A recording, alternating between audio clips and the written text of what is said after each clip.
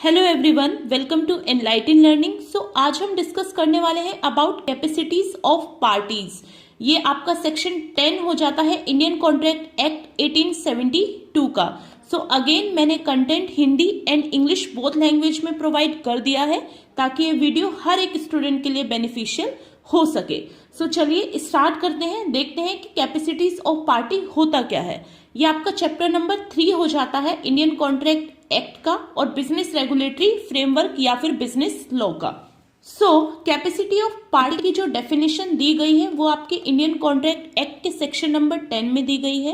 देखिए, capacity of party से मतलब है यहाँ पर कि मीन्स कौन सा ऐसे पर्सन्स होते हैं लॉ के द्वारा जो कि किसी भी कॉन्ट्रैक्ट को करने के लिए कैपेबल होते हैं, और कौन से ऐसे पर्सन्स होते हैं बाय लॉ जिनके साथ अगर आप कोई भी कॉन्ट्रैक्ट करते हैं तो वो कॉन्ट्रैक्ट आपका वॉइड माना जाता है या फिर इनवैलिड हो जाता है, मीन्स कानून के द्वारा मान्य नहीं होता।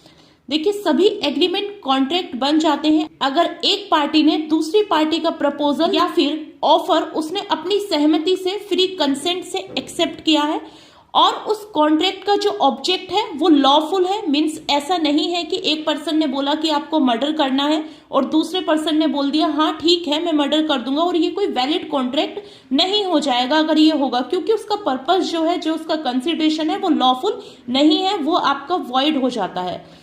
कैपेसिटी ऑफ पार्टी ये चैप्टर बताता है कि कौन से ऐसे पर्सन्स हैं जिनके द्वारा किया गया कॉन्ट्रैक्ट आपका लॉफुल माना जाएगा, वैलिड माना जाएगा, और कौन से ऐसे पर्सन्स हैं जिनके द्वारा किया गया कॉन्ट्रैक्ट आपका इनवैलिड होगा या फिर वॉइड होगा। कैपेसिटीज ऑफ पार्टी बात करता है कि आप कॉन्ट्रैक्ट किन पर्सन्स के साथ में कर सकते हैं, आप कॉन्ट्रैक्ट किन पर्सन्स के साथ में करेंगे तो वो वैलिड होगा, वो वॉइड नहीं होगा। सेक्शन 10 बताता है about the definition of capacities of party, ये आप देख लीजिएगा।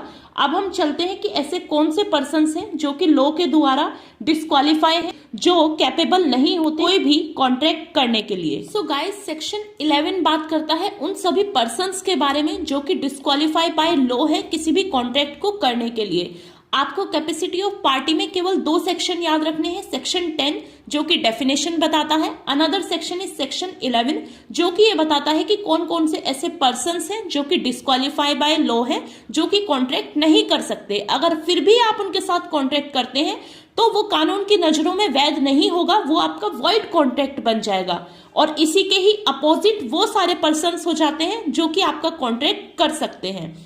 जैसे कि सेक्शन 11 में फर्स्ट जो पर्सन है जिसके साथ कॉन्ट्रैक्ट करना वैलिड नहीं है, वॉइड हो जाता है, वो है आपका माइनर। माइनर वो पर्सन होता है जिसकी एज 18 से कम होती है, मीन्स बिलो 18 का कोई भी अगर पर्सन है, कोई भी व्यक्ति है, वो आपका इनकैपेबल है कोई भी कॉन्ट्रैक्ट को करने के लिए, और उसी का अपोजिट मेजर हो जाता है किसी भी कॉन्ट्रैक्ट को करने के लिए वैलिड।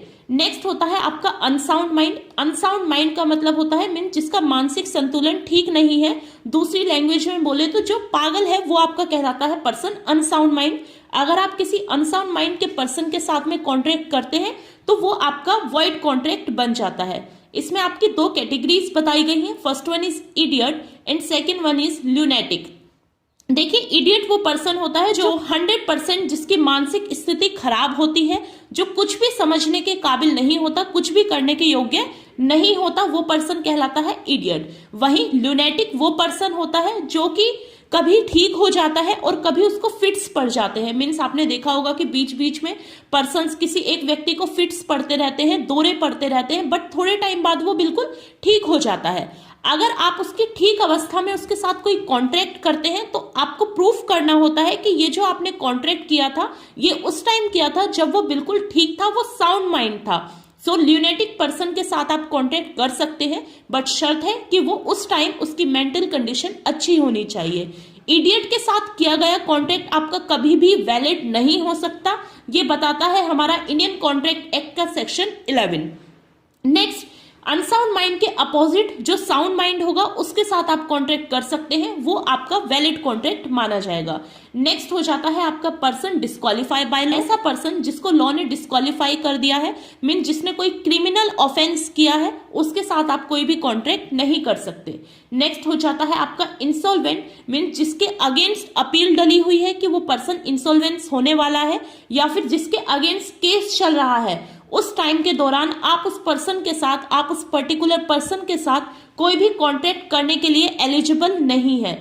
जब वो केस उसका खत्म हो जाता है, इंसॉल्वेंसी का केस जब समाप्त हो जाता है, उस टाइम के बाद आप वो उसके साथ, उस पर्टिकुलर पर्सन के साथ कॉन्ट्रैक्ट कर सकते हैं। सो ये कुछ पर्सन्स थे, ये कुछ टर्म्स थी जो कि डिस्क्वालीफाई है लॉ के द्वारा। अगर आप इन पर्सन्स के साथ कॉन्ट्रैक्ट करते हैं तो वो आपका वैलिड कॉन्ट्रैक्ट नहीं माना जाएगा, वो कॉन्ट्रैक्ट आपका वॉइड हो जाएगा, अवैध कॉन्ट्रैक्ट हो जाएगा। ये बताता है हमारा सेक्शन 11। देखिए, कैपेसिटीज ऑफ पार्टी में शॉर्ट में क्वेश्चन काफी पूछे जाते हैं बीकॉम और बीबीए के लिए। ये भी पूछ लेते हैं कि केवल माइनर क्या होता है या फिर अनसाउंड माइंड क्या होता है, उनके बारे में बताएं। सो आपको इसमें केवल 2 सेक्शन याद रखने हैं, सेक्शन 10 एंड 11। आशा करती हूँ ये चैप्टर आपको अच्छे से क्लियर हो गया होगा। If you like this video then please do like, share and subscribe. Thank you for watching this video guys.